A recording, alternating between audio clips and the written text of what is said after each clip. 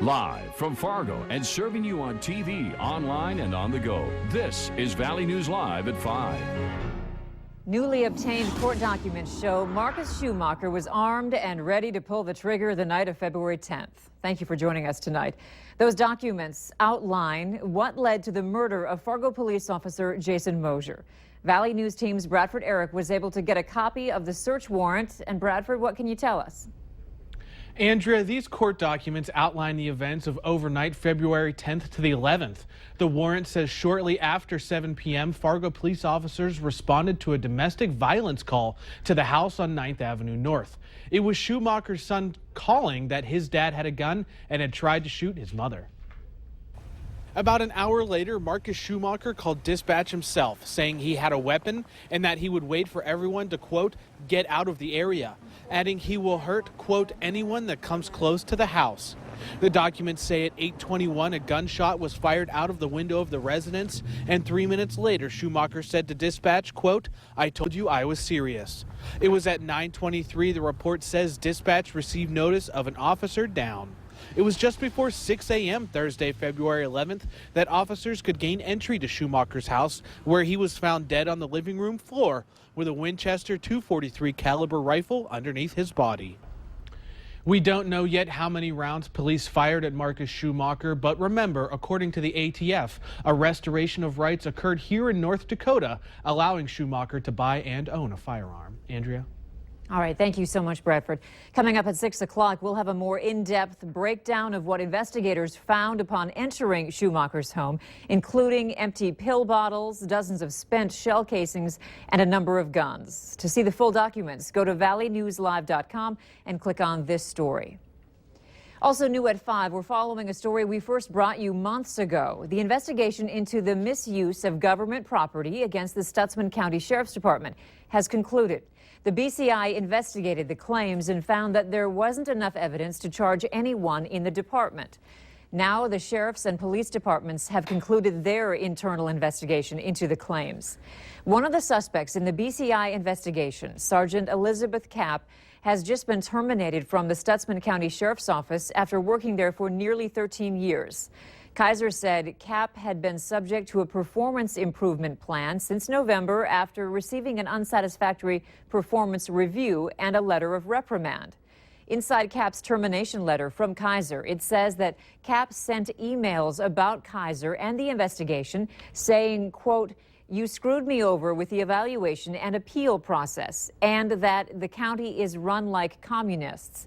Kaiser's letter to Kapp also references our jet ski whistleblower investigation several times and says Kapp's actions imply involvement and/or withholding information in the investigation. You can read the documents and the termination letter on valleynewslive.com. And tonight on Valley News Live, we have more information based on the investigation as to who sent Valley News Live the packet anonymously. March 2nd through the 5th marks the 50-year anniversary of one of the most historic blizzards on the Northern Plains.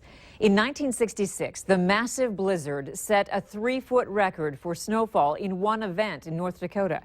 The North Dakota state climatologist reported 70-mile-per-hour winds that piled up snow into 30 to 40-foot drifts in parts of the state.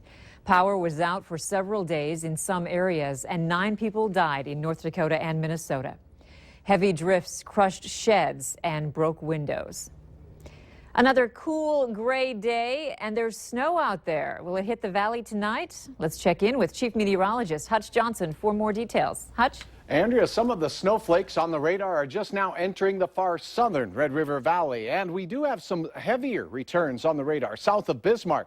Right now, south of Devil's Lake through Jamestown, through the Valley City area and into Richland County, we're seeing some very light snowfall out there. I looked at a bunch of DOT webcams, by the way, and nothing too heavy out there. A few light flurries of snow, and Fargo may see some as well. Right now, temperatures are cooler in northern Minnesota, but 25 is not bad in Bemidji, 35 for Bismarck. So just a gradual warm up as we go from east to west across our area. Temperatures near 30 for most of the evening. Yes, we could see a couple of flakes. No accumulation in Fargo is my opinion how things are going to shake out tonight. We do have warmer weather. We'll tell you all about it here in a few minutes. All right. Thanks, Hutch. Formal charges have been filed against a Grand Forks Central teacher for allegedly having sex with a female student. 41-year-old James Whalen faces 2 counts of corruption of a minor. One is a Class B felony. The other is a Class C felony. The maximum sentence is 10 years in prison. Whalen was hired in 1998 and put on administrative leave February 22nd. He resigned his teaching job yesterday. Valley News Team's Neil Carlson has much more on all this, including reaction from parents. According to court documents, James Whalen, chairman of Grand Forks Central Science Department, allegedly had sex with a female student who was at least 15 years old at Central High School and at a Grand Forks residence. School District Communications Director Tracy Jentz says parents were notified of the situation Tuesday afternoon via an automated phone call. School district officials have declined to comment on camera. However, parents did comment.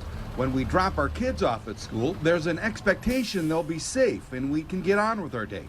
It's a trust that's broken when parents find out a teacher may have been having sex with a student. It's not something that happens. These are our kids. All right.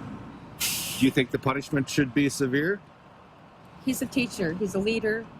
He's supposed to take care of our kids while they're at school. I was in school when this happened before with a teacher. We just need more information. I'm not making any judgments until we find out a lot more information. More details of exactly how and why this happened are expected as this case moves through the court system. In Grand Forks, Neil Carlson, Valley News Live. Whalen has made arrangements to turn himself into the jail. He's also retained Fargo attorney Robert Hoy. Hoy represented West Fargo teacher Aaron Knodel in his case last year. Whalen's first court appearance has not been scheduled yet. A Bemidji man was arrested after he escaped custody and hid in a Catholic school. Billy Large ran across the street and entered St. Philip's Catholic School as children were exiting the building. Large was located in an unoccupied third-floor classroom, hiding under a desk, and he was then taken into custody. Large was arrested for a probation violation, possession of methamphetamine, and escape from custody. The Bemidji Fire Department responded to a commercial building fire this morning in the 700 block of Washington Avenue South. The fire was reported at 8:38 a.m., and when crews arrived on the scene, smoke was coming from the structure. Firefighters were able to quickly contain and extinguish the fire.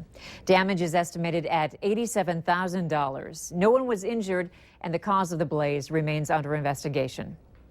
Republican presidential candidate Ben Carson issued a statement to his supporters today saying that he does not see a political path forward and will not participate in the Fox News GOP debate tomorrow night in Detroit. After disappointing numbers following the early voting states through Super Tuesday, it appears Carson's campaign is winding down, although he has not formally suspended his candidacy. Instead, he is continuing with events across the state of Michigan over the next several days. Carson said he plans to discuss the future of his campaign on Friday at a meeting of the Conservative Political Action Conference in Washington, D.C. Tonight on 6:30 Point of View, hear from the Republican candidates who say they want to run the state of North Dakota. Chris Berg will host a forum with Doug Burgum and Rick Becker. They're both running for governor of North Dakota, along with Attorney General Wayne Stenjum. Stenjum's campaign has not made him available to be part of tonight's forum. But you can join Chris Berg with Doug Burgum and Rick Becker tonight on 6:30 Point of View on KX4.